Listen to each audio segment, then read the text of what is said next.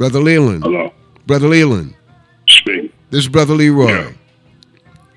Yo, what's going on? Everything's that's today at 4? Yes, it's 4. Do we have time?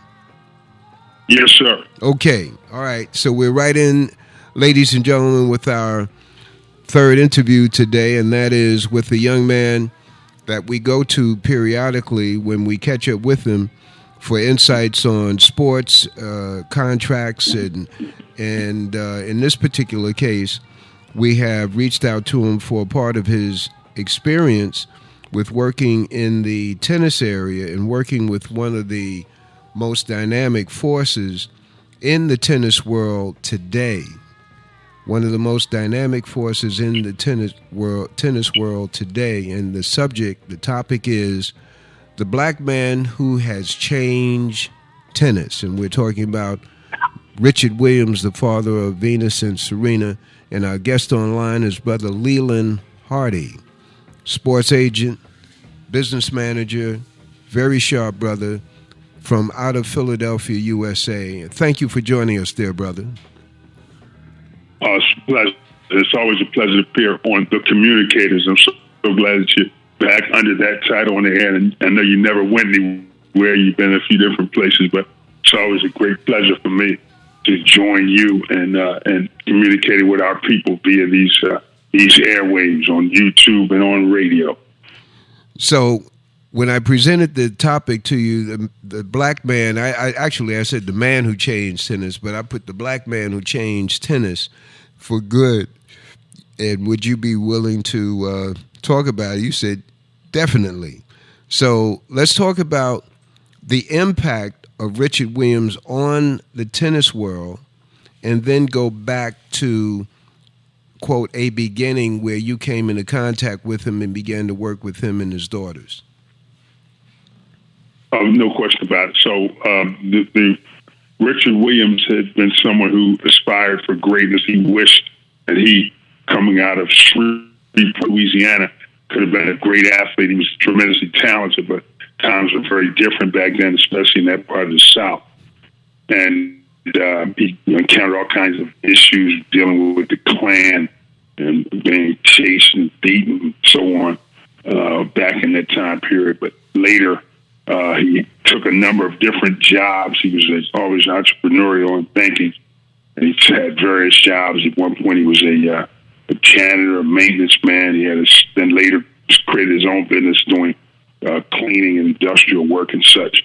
And while he had moved from there to California, specifically Compton, California, he was at home one day watching a tennis match.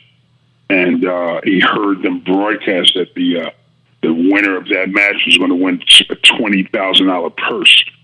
So he looked to his wife, Horace Senior, said, $20,000. Jeez, that's what you can do playing tennis. We need to have some kids. We can go out here and create our own champions and make that kind of money. So that was actually the genesis of the plan to father two tennis champions who turned out to be Venus and Serena Williams. Now, Brother Leland, at the point in which he saw the tennis match on TV, he turned to his wife. Venus and Serena were not conceived yet. They did not exist in the real world yet. That is correct. They were simply notions at that point in time. So he actually got the cooperation of his wife to have children for that particular purpose, for his vision. That is correct. They had the children, and soon after they were able to walk, he saw that they had some unique athletic gifts. They had tremendous hand-eye coordination, catching balls, and able to walk, precociously before they would be expected to generally. And he felt he had building blocks. So at the time, mind you, he's a guy who had no knowledge of tennis itself. He did not know how to play.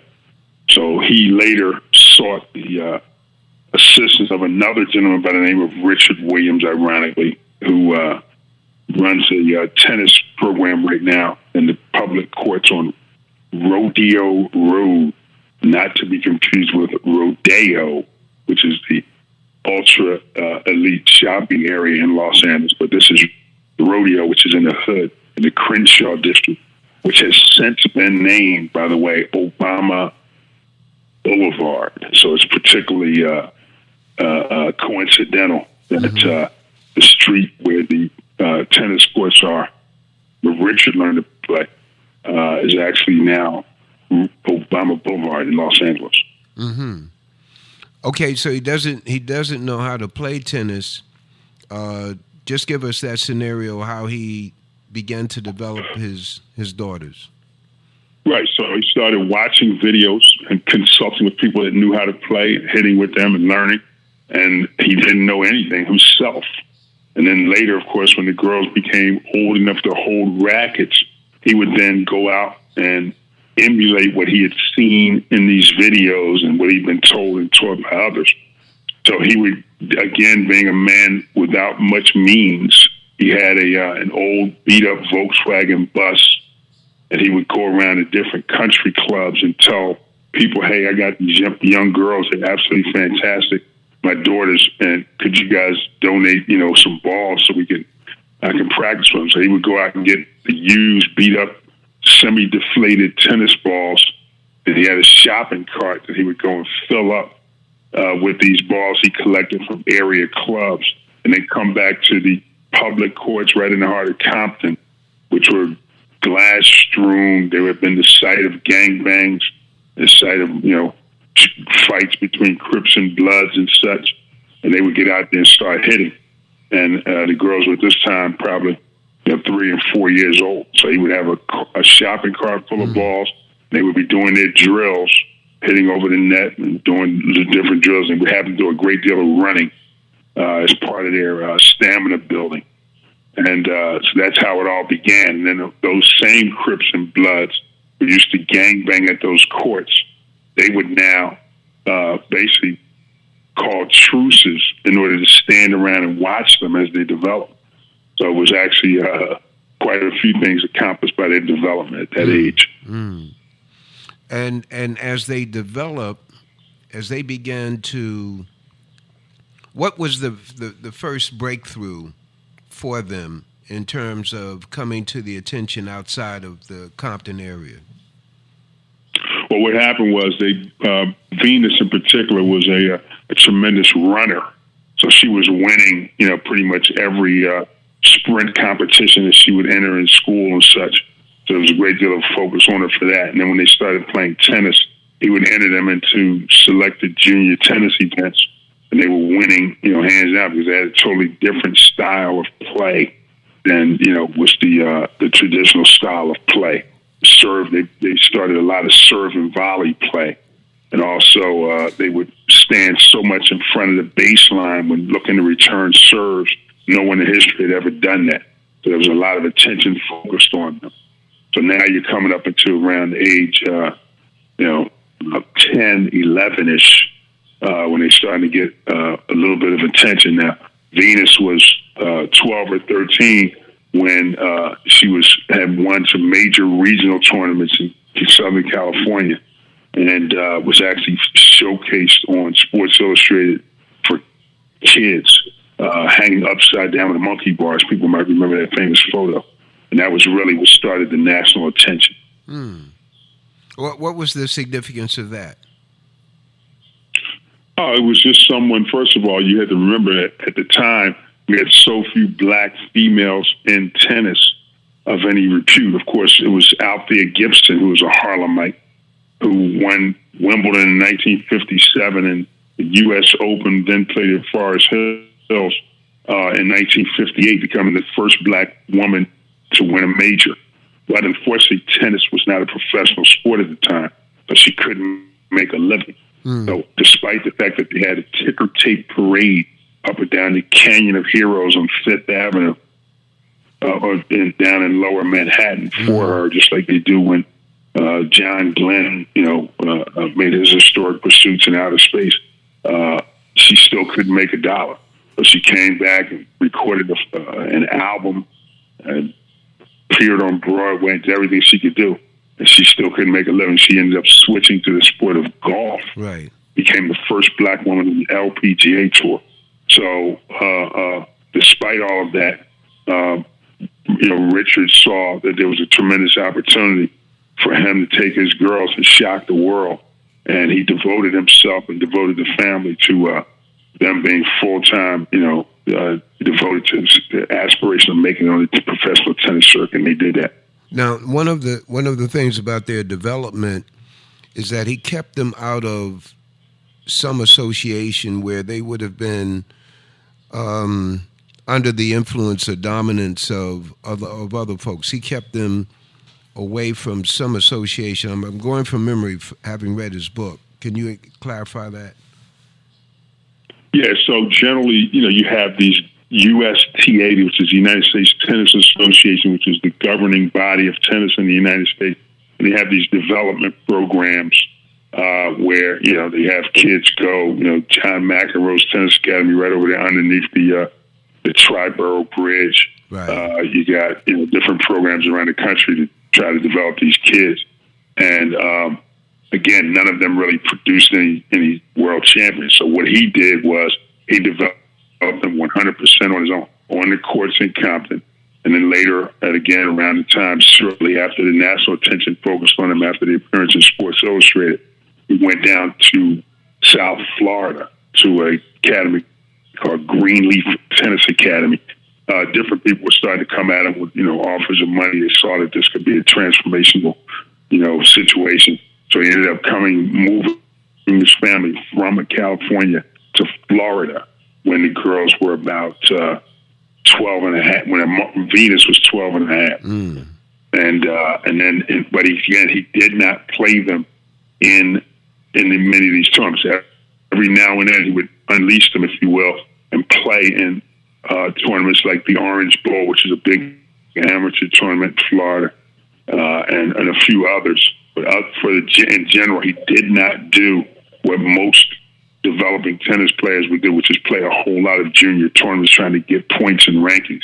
He felt that based on the fact that they were young black girls and their skill level was so high, he would be able to bring them out and basically beat any and everybody in a manner heretofore unprecedented. And that would, catapult them into superstardom as juniors. And he would be able to make a major move coming onto the pro circuit. And he did that. So Leland, your part of your background is marketing. And here's a unlettered, this is in quotes, an unlettered brother who is doing what would be known as targeted marketing. Talk about his intuitive aspects there. If I'm that's the term I'm using, but that his strategy is not even looking at it in hindsight, but just looking at it. I mean, from a military standpoint, that's for me, for Brother Leroy, ingenious. Oh, there's no question about it. But it also took a great deal of gumption for him to assume the risk of not going the normal route, believing that what he had in hand was something that would be transformational. So by going outside of the system, as it were, he was at great risk. What if they didn't become all that he thought they would be? Then he would potentially missed out on opportunities. Could there have been, if they decided to go to college route, could there have been a blown opportunity to get a college scholarship and all those things? Those things had to, contemplated.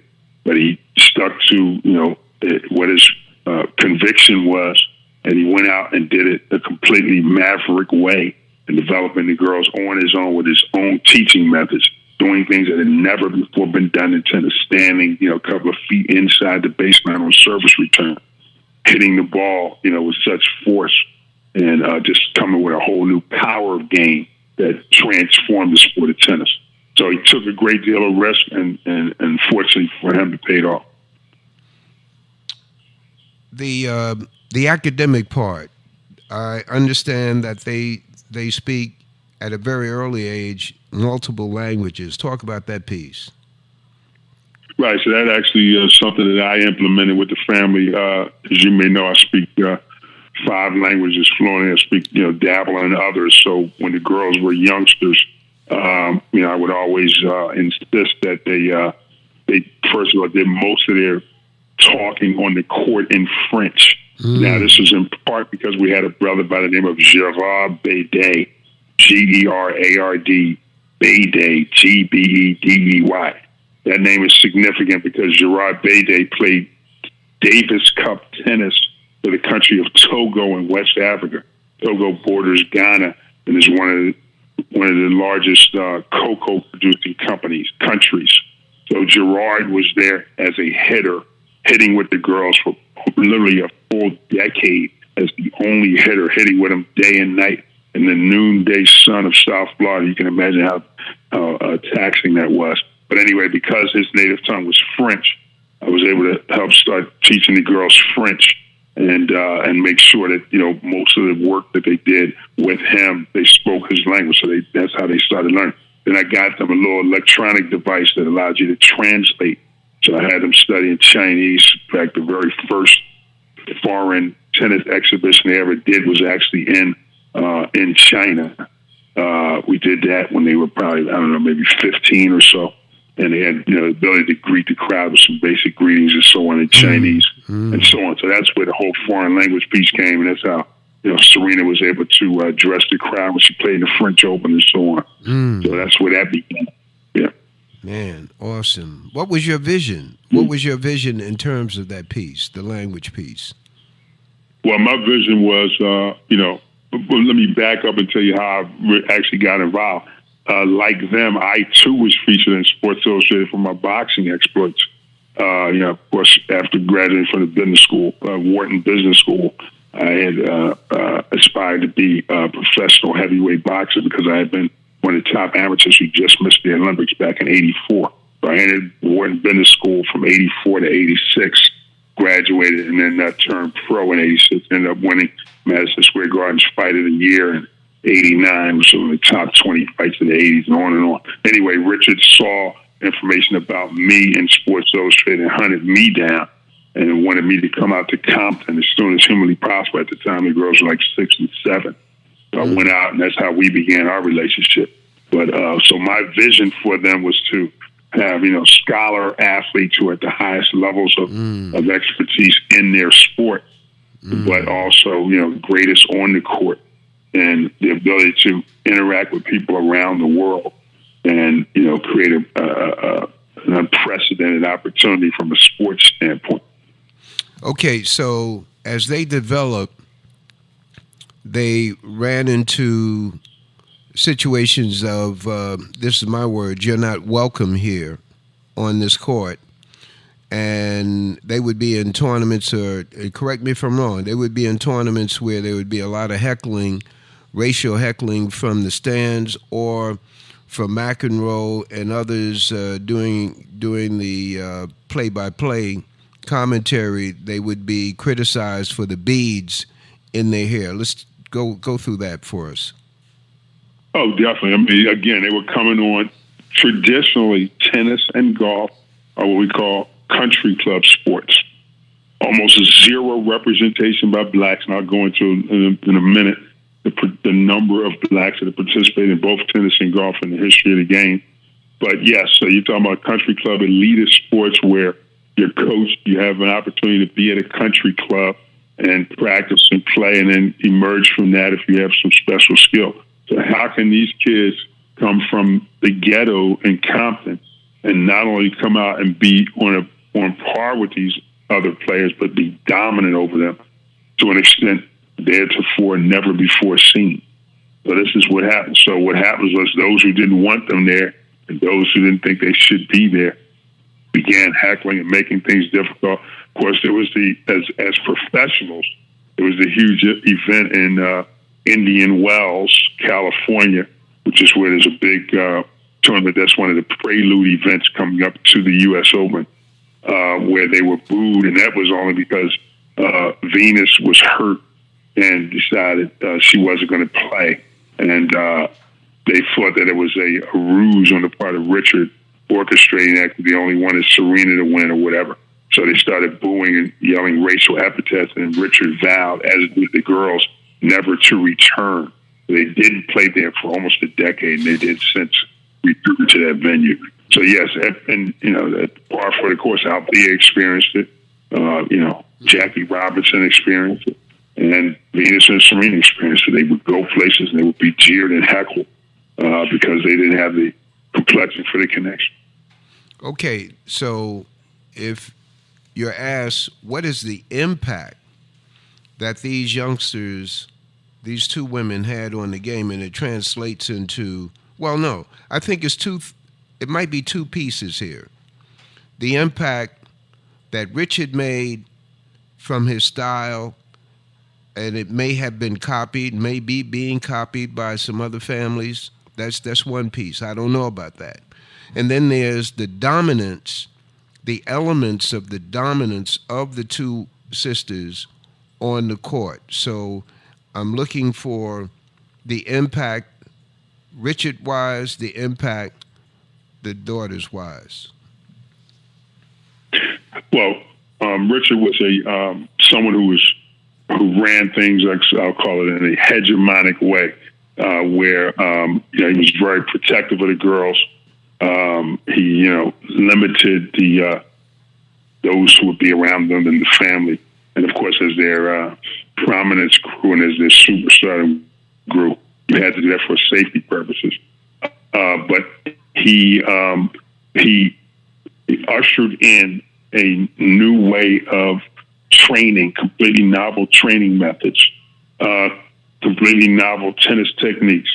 And to address your point of others who might be copying the model, he inspired other black fathers and mothers who would have children who might have a shot at playing tennis, that they too could do this and they could emulate his model, being the coach themselves.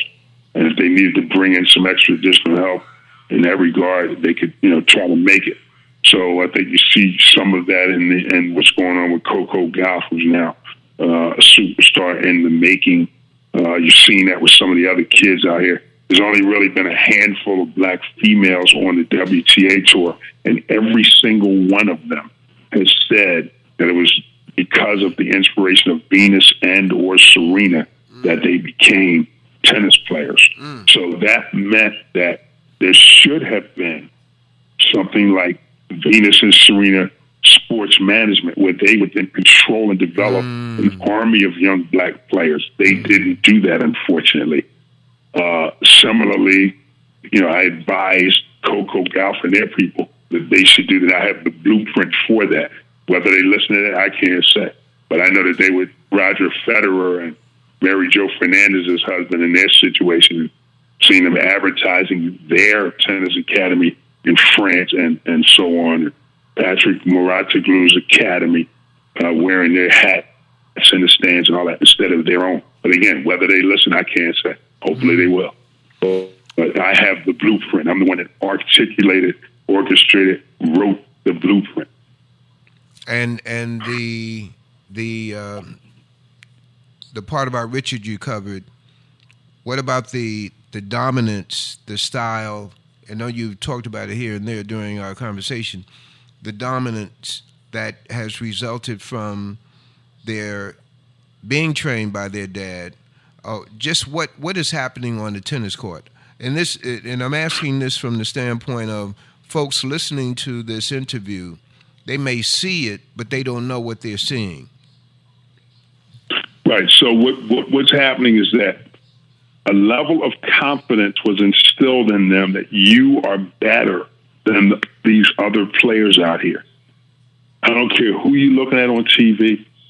I don't care what tournaments, how many Grand Slams they won. You are better than them. That level of confidence with which they were imbued by Richard permeated their psyches, so that when they went on the court, they felt that they could beat anyone. And they went out and they did beat everyone. So it was a level of confidence. Now, others looking upon that who would emulate Richard and what he inculcated in his daughters, they were looking to inspire that same level of confidence in their children. You got to have skills, natural gifts and abilities, obviously.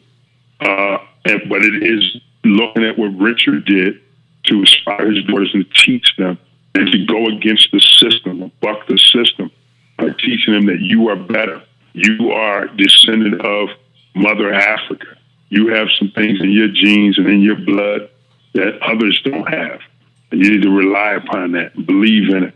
And then, of course, with his tremendous techniques, we had a heavy bag hanging from a tree in the yard out there right next to the tennis courts that the girls would bang on and use their boxing skills. They used that to develop footwork.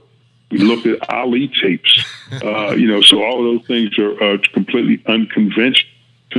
And that was, again, the genius of Richard Williams. Wait a minute. Cover that piece again. Oh, yeah, we had a heavy bag in addition to the drill. One of the drills Richard would do was to throw a racket as far as your serving motion. So he would have 100 tennis rackets, beat up, doesn't matter, old ones, no strings, whatever. And so as the girls would go into the serving motion, he wanted them to let the racket go and have the looseness and relaxation to let the racket go. So they would throw the rackets. So you're sitting there going through your serving motion. Instead of coming all the way over, you throw the racket forward as part of that, loosening the shoulder. In addition, we would hit heavy bag. Had a heavy bag hanging up, hitting speed bag, hitting pads, just like you're training for a heavyweight championship fight. So we would do all of those things. It was unprecedented.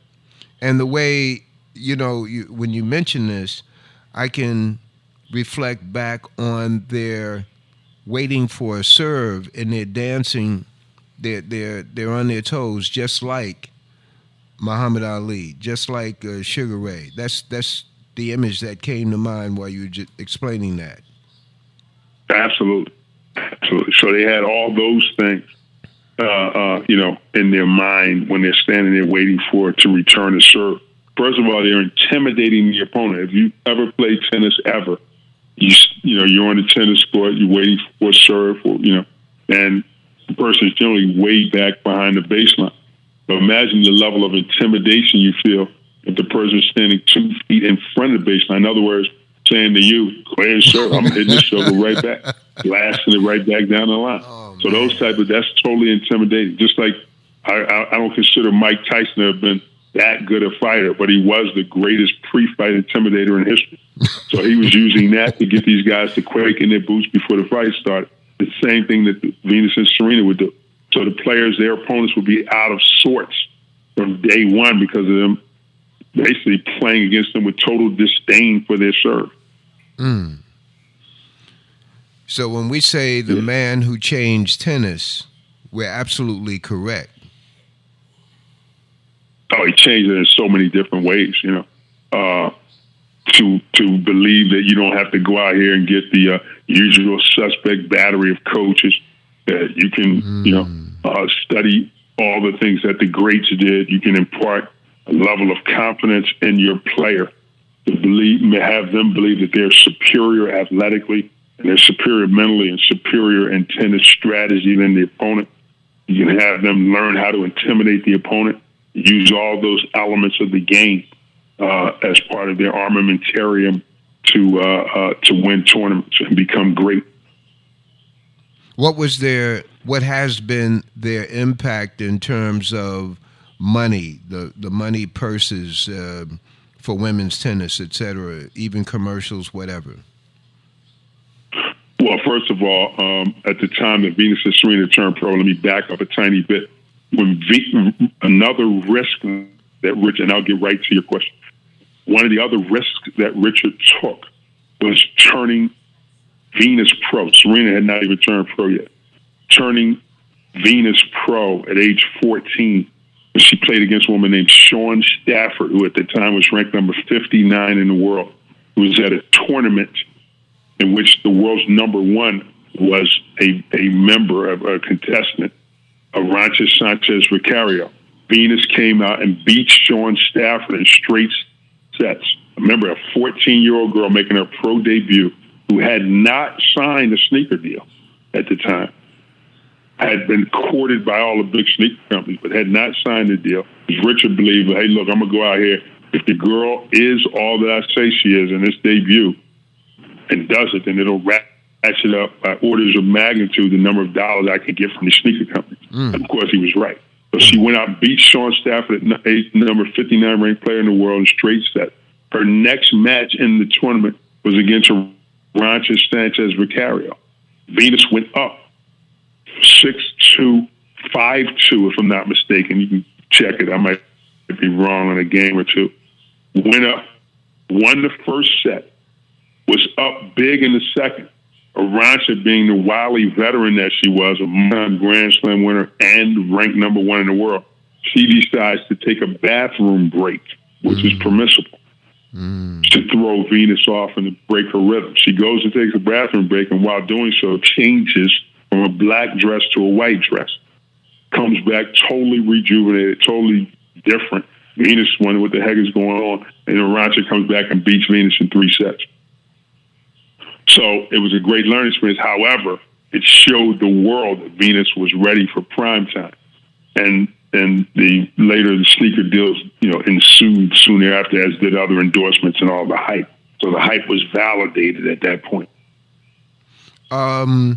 Overall, the tennis, women's tennis, has more value today than men's tennis. Absolutely, because that is largely because of what is purported to be cat fights within the game. And, Richard and the girls really were responsible for what's called purse parity. At the time that they entered the professional ranks, men were earning, more than double for Grand Slam championships, more than double the purse that women were making. Now there is purse parity. Women and men make the exact same purses. And that's largely because Venus and Serena and ratings. It was Venus and Serena who were the first prime time women's final at the U.S. Open. It was always a Saturday day match, nestled in among all the other sporting events, college football and everything else. But because of their popularity and what was orchestrated by Richard in terms of their superstardom, they had the first ever primetime final in 2001, which is, of course, the same time as 9/11. Okay. Yeah. So the money game. I'm sorry. No. I'm just looking I'm not even a consumer of tennis. I'm just looking from afar in an audience at something and picking up and having read his book. When you read his book, you can see the underpinnings of his determination to go the way he did go with these youngsters, and his protection of them. That's a part that I want to go to again. He protected them from the heckling. He took stands that other people would not have taken. Just flesh some of that out for us. Well, we had a lot of things going on during that development period. If you'll recall, and you might remember, you can go back and look at the archival video, but at a lot of the tournaments, you would see me dressed in a fine business suit, but wearing a bow tie, because we wanted to impart the notion that they were protected by the FOI. And I know you're a brother who's down with the FOI, so you know what that's all about.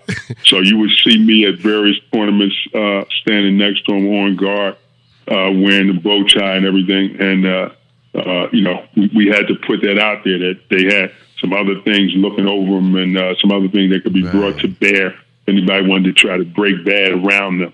So, yes, it was protecting them and guarding them, shielding them, keeping them, a very close, tight-knit circle.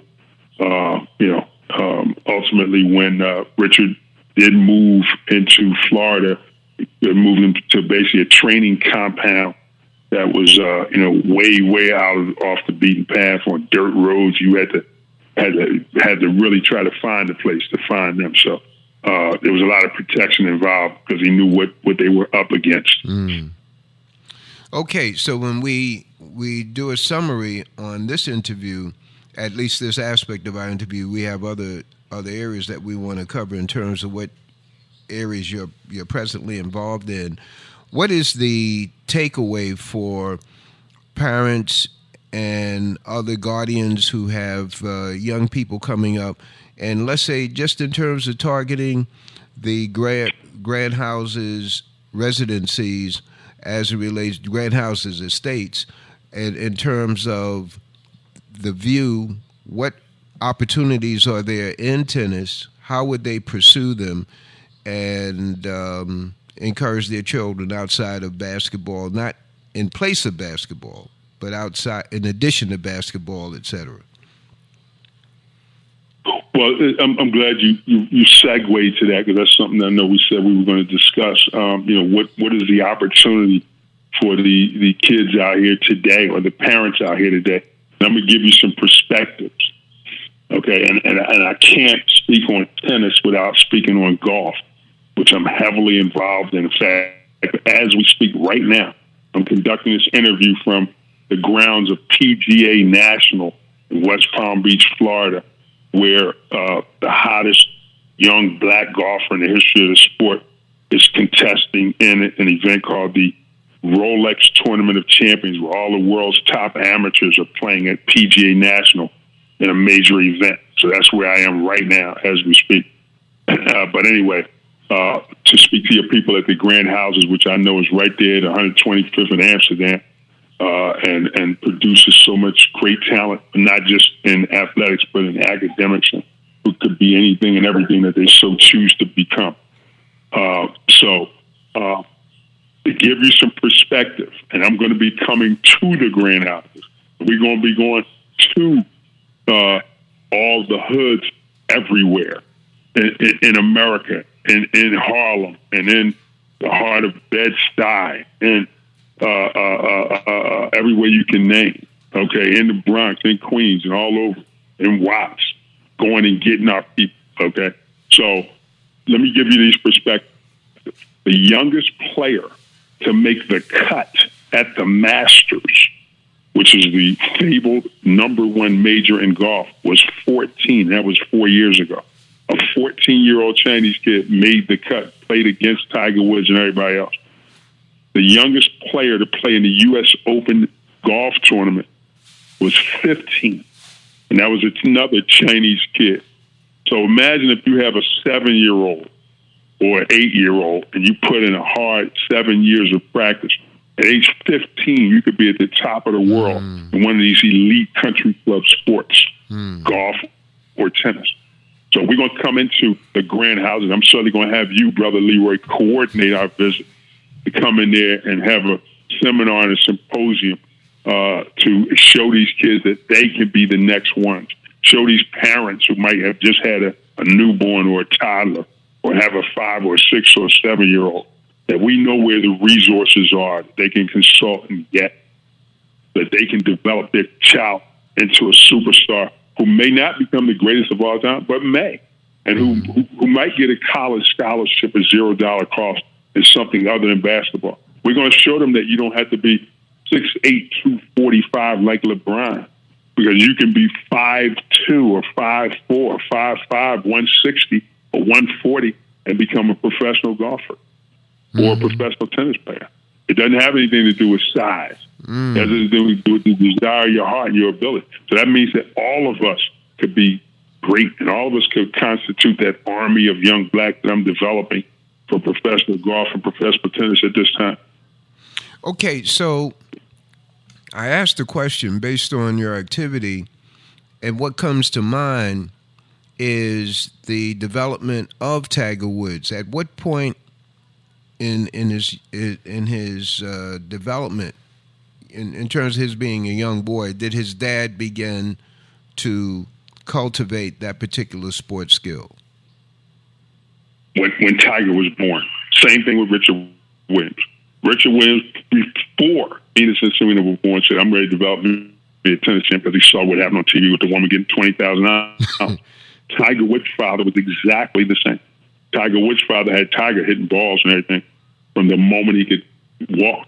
Tiger Woods was on the Merv Griffin show at age 3, hitting golf balls masterfully. Tiger Woods is shown standing next to and getting an autograph from Sam Snead. Sam Snead is the legendary Hall of Famer who had the world record for most career PGA Tour wins at 82 wins. Tiger just tied that record 2 weeks ago. So now Tiger stands atop the pantheon of great golfers with 82 wins, tied with Sam Snead. And there's a picture of Tiger and Sam Snead at the age Tiger was 8 years old. Wow. Probably going to be 5 years old, drinking a Coke and standing getting an autograph. So what we're trying to show these kids in the grand houses and every other house as you want to name, that they can become great with dedication. But we want them to be scholar athletes so they can have a globe. Now we live in a world of instant communication. We live in a world of Instagram. We live in a world where China is a huge marketplace, the world's largest marketplace.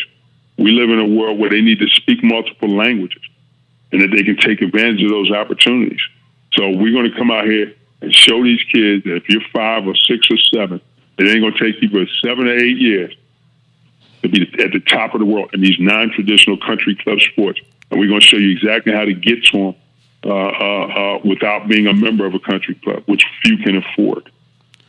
Brother Leland Hardy is our guest, and we mentioned him at the top of the show. But Leland, just in terms of talking about Tiger Woods and his dad, are we to understand from this dialogue that very few, if any, others have copied the Tiger Woods model, his dad and his dad's model with him in terms of that cultivating that skill from the very earliest age? Well, we have basically one example since then, and that's in the person of Andre Avery, who's developed his 2 daughters, Amari and Alana Avery, and I'll go into the details of their respective bios in a second. So, I mean, it takes a great deal of dedication. You have to probably drop everything, probably risk everything, devote everything you've got to the development of the youngsters, and and hope that they make it. But if you put all that effort and put all that work in and put in the dedication, the likelihood is quite high that you can achieve greatness. And so, yes, I mean, think about it. Let me give you the statistics now. I said I would early in the broadcast. So from the time that Tiger Woods turned professional in 1996, made his debut, for the ensuing 20 years until 2016, no other black man on the planet Earth had a PGA Tour card and was on the PGA Tour. Not one. Since then, one black man has got his tour card. He got that at the end of 2016, started in 2017. That's Harold Varner III, who has never won a tournament, but has already won millions of dollars. You don't have to win out here on that tour. You place and have a couple of good outings, come in the top 10, this and that, whatever. And you can make millions of dollars. And that's what Harold Varner III is doing. Wait a minute. Explain so that. Think about that. Wait a minute, Leland. Explain. All we know, we go to Lotto, we put a number in, it don't come out, we're a loser. What you're saying, here's a guy that puts time in, it gets money anyway. How's that work? Oh, yeah. Absolutely. Yeah, so you go out here, you put the time in. Now let me give you some other individuals. Yeah, you put the time in, and like I said, that's why we want to come to the grand houses. We want to go to we want to go to Shaolin and Staten Island. You understand? And we want to go to the Marcy Projects where Jigga grew up. We want to go to these places and tell these families and these kids what they can do and how they can get out here and how it's really not that hard once you know what to do. And we know what to do. We have a network of young PGA teaching professors who are black who went to some of these schools and such and learn the game of golf and learn the game of tennis. And we can develop and nurture our kids in this regard. So, that's where we are with this thing. And so let me give you, again, I gave you that perspective on Tiger. Yes, 20 years, from 96 to 2016, no other black man in the world whatsoever out of all these dudes and the whole hoopla mania around Tiger and all these black folks running out playing golf and all that, not one of them made it to the elite level where they became PGA professionals. Not one. Okay? Now, in the same span, there's a Korean woman by the name of Seri Pak, who in 1996, same year Tiger Woods turned pro, she turned pro on the Ladies Professional Golf Association Tour, the LPGA. At the time, she was the only Korean on the tour, period. Now, 80 of the top 100 women in the world are Korean. Wow. So there was a Korean army that was amassed. When they saw her model, they were so inspired in the country of South Korea that they went berserk and went all out and started practicing and such. And now you got 80 of the top 100. So they're making zillions of dollars, having the greatest life you can imagine, playing golf. It's a wonderful, wonderful situation.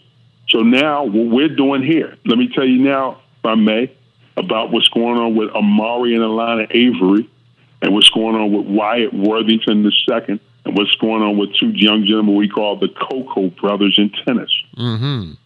Okay? So with regard to Amari and Alana Avery, they started playing golf. Again, their father loved Tiger Woods. He was a great player himself, but couldn't make it.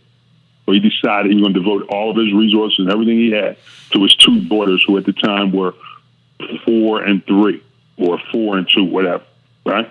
So they start practicing, playing. Next thing you know, she starts making a name for herself and so on. Starts winning all these little local regional competitions at 7, 8 years old. So at age 10, she decides she's developed tremendously, meaning the older girl, Amari Avery, Amari, Avery, Avery. Younger sister is Alana Avery, Alona, Avery. They've already made all kinds of history so far. So anyway, when they're about 10 years old, the girl, I get a phone call from a former Grand Slam champion in tennis, Monica Seles. Many of you know Monica's won multiple Grand Slams. She was the one who got stabbed on the court. So I get a phone call from her and a gentleman by the name of Brad Thyroff. Brad Thyroff, Thyroff, was Venus and Serena's former hitting partner and coach after Gerard Bede. So he calls me, says, "Yo, Leland, you see this thing on these girls? These girls out here in California, man, unbelievable tennis players. The girls only like 9, 10 years old."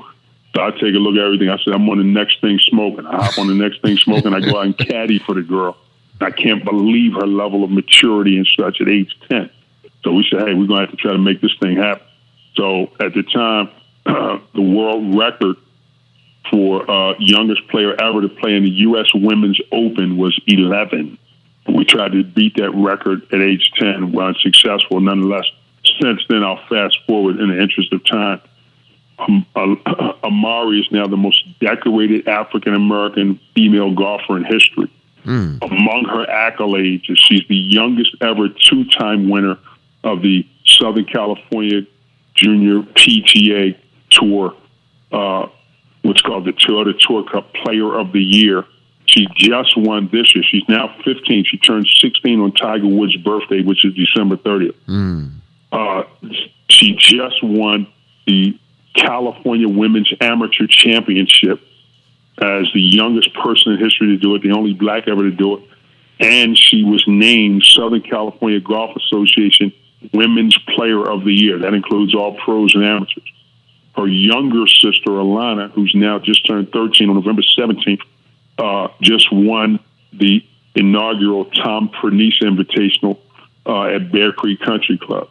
And so, Amari is here in West Palm Beach at the Rolex Tournament of Champions, which is the world's elite golfers, and shocking the world. Again, no one's done the things that she's done. She has multiple course records, all of which is all documented. So I would encourage your audience to go to the web and just type in Amari Avery and see what comes up and take a look at what she's doing. Another thing in the golf world, there's a young man by the name of Wyatt Worthington II, Worthington. In 20 uh, 16, he became the first black man in 25 years to play his way into the PGA Championship when it was conducted right next door to New York at Baltusrol in New Jersey. So he was there. Tiger Woods gave him his first real golf lesson when he was 13. He stuck with the game. He's now 32 years old. He's a PGA professional teaching pro. He should be on the PGA Tour next year, 1 year from now. But he just shot on July 26th of this year, a couple of months ago, at a course called TPC Summerlin in Las Vegas. He shot the fourth lowest score in the history of golf. Mind you, the fourth lowest score in the history of golf. The current issue of PGA Magazine on page 36 has a big article about that. I'm sending that to you as we speak so that you can post it. I know this show appears on YouTube and such. You guys can show a graphic of this in your YouTube feed of the article so that your readers who don't get PGA Magazine can have a chance to take a look at it. Similarly, we have two young men who actually had today walking with Amari during her practice round for the Rolex Tournament champion. Two young men by the name of Mekhei Beidei, Mekheigbedey,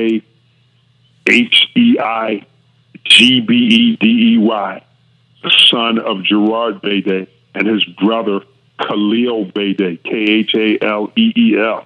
We are calling them the Cocoa Brothers because their father's out of Togo, which is one of the world's great cocoa producers. Yeah. Now, Mekhei Beidei, the younger of the two, just turned 17. He just won Florida State Junior Tennis Championship. So he's the best in Florida, which is the most competitive tennis state in the country. So you can look for him to be playing in the majors and all the big-time pro events in about 2 years. Let me present a trivia question to your audience. I want your audience to tell me how many black men in history have won major championships in tennis. 2. Very good. Who are they and what were the events? I just got the signal from my engineer, Brother Doug, that it was 2. You said who were they and what were the events? Listen, when you asked who, he shook his head. I don't know, and you definitely know, Brother Leroy don't know if he don't know. So you got to share that. All right. Well, let me help your viewing audience. Okay, the two men were Arthur Ashe. Okay. Who won 3 majors. He won the U.S. Open, he won Wimbledon, and he won the Australian Open. All in the same year, by the way. And the other man, y'all, I'm going to go get my switch and come and whoop y'all if y'all don't know who this is, because his son played for the New York Knicks. Miller? That's correct. Noah. That's correct. Noah. That's correct. Yannick Noah, who is a Frenchman, won the French Open. So can you imagine how big a superstar that man is in France? Wow. Those are the only two men out of all the tennis players. You can go drive around any park in the country, in any city, see all these black kids playing tennis.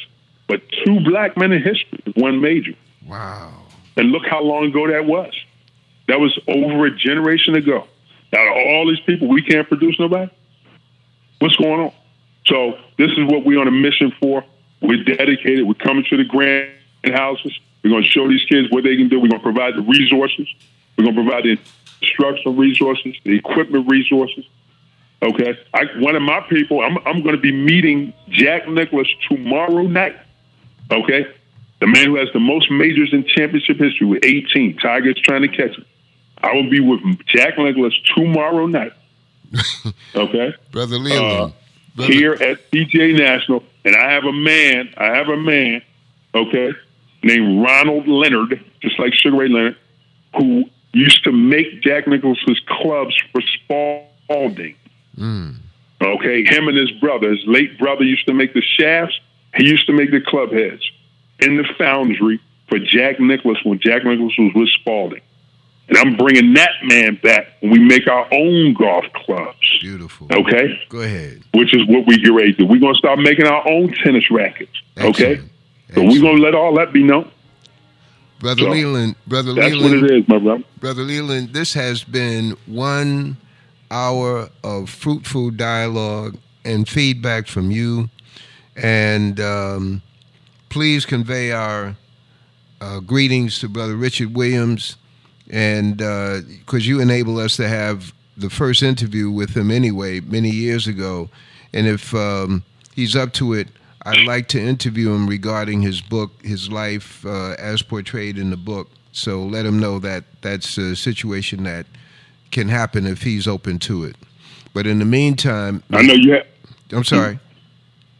No, go ahead. Go ahead. No, I'm saying in the meantime, may God continue to bless you and your family, your immediate family here in the city, and those who produced you in Philadelphia, and everybody that played a role. We haven't really gotten into an interview regarding you in quite some time, but it will be something that we want to take up in the future, because you have insights regarding black athletes that needs to be shared.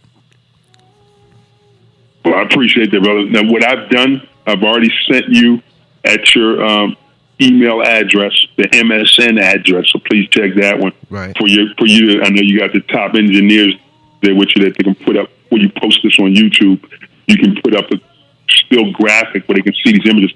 I'm also going to send you some additional images of Amari Alana, of the Tiger, of the Coco brothers, and of Wyatt Worthington II. So that all your audience can have a chance to become very familiar with these individuals. These individuals will be coming into the hood. We're going to be doing the first ever golf clinics in the hood. Never before been done in history. It's a lot of things we're going to be doing. Excellent. Thank you, my brother. God bless you, man. God bless you, brother. I appreciate the opportunity. I'll be sending you these additional photographs right now. All right. Peace, brother. Yes, sir.